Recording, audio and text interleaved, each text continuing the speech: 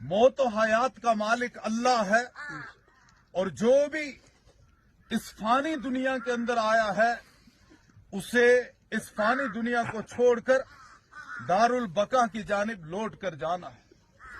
अलकय्यिसु मन दाना नफ्सहु व अमिला लिमा बादल मौत। लेकिन अक्लमंद इंसान वो है कि जो अपने आप को, अपनी हकीकत को पहचान ले और अपनी मौत से पहले पहले अपनी मौत की तैयारी कर ले। और मौत की तैयारी वो अमाल हैं जो मौत के बाद काम आने वाले हैं। नमाज है, रोजा है, ज़कात है, दुनिया के जिंदगी के हर एक शोबे के अंदर अल्लाह रब्बुल इज्जत के अहकामात की ताबेदारी है, नबी अलैहि सलातु व तस्लीम के फरमुदात की फर्मबरदारी है और शरीयत के उसूल और जवाबित की मुकम्मल पासदारी है। जिस बंदे ने मन चाही को छोड़कर रब चाही के मुताबिक, शरीयत के उसूल और जवाबित के मुताबिक,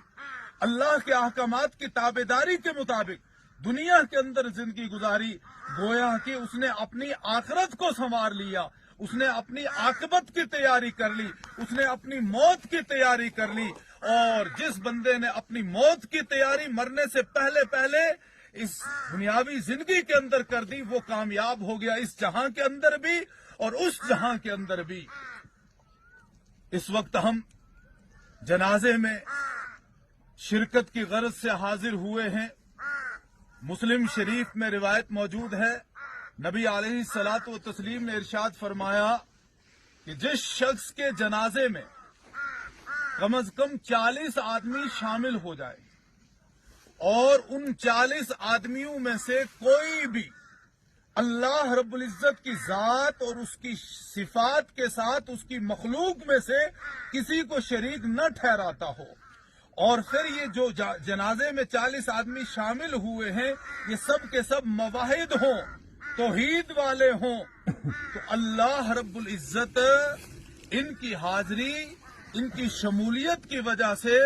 उस मरने वाले की जिसके जनाजे में ये शरीक हुए हैं, जिसके लिए ये दुआए मगफिरत कर रहे हैं, अल्लाह इनकी दुआए मगफिरत उसके हक में कबूल फरमाकर उस मरने वाले की मगफिरत फरमा।